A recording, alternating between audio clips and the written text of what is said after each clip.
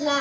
नतमस्तक मी त्या सर्वांचा ज्यांनी भारत देश घडविला, ज्यांनी भारत देश घडविला. सन्माननीय व्यासपीठावरील मान्यवर, वंदनीय गुरुजन वर्ग व उपस्थित तमाम देश बांधवांनो, आज 26 जानेवारी आपण नेते भारताचा 76वा प्रजासत्ताक दिन साजरा करण्यासाठी एकत्र जमलो आहोत.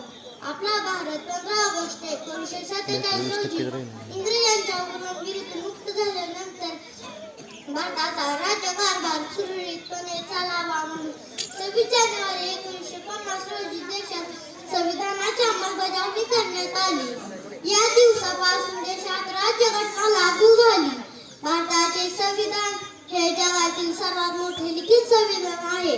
संविधानामुळे आपल्याला शिक्षणाचा अधिकार, मतदान करण्याचा अधिकार, भाषण करण्याचा अधिकार व विचार व्यक्त करण्याचा अधिकार प्राप्त झाले. डॉक्टर बाबासाहेब आंबेडकर यांना भारतीय संविधानाचे शिल्पकार म्हणतात.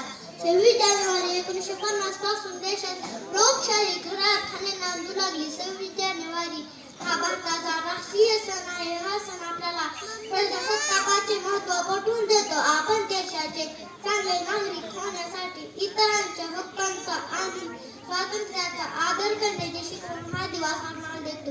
प्रत्येकाला सन्मानाने व आदराने वागवले जाईल अशा समाजासाठी प्रयत्न करणे हे आपले कर्तव्य आहे. प्रजासत्ताक दिन आपल्याला आपल्या देशाच्या स्वातंत्र्यासाठी लढलेल्या देशभक्तांचे अतुल्य पराक्रम गाजविणाऱ्या शूरवीरांचे आणि त्यांच्या बलिदानाची आठवण करून देतो.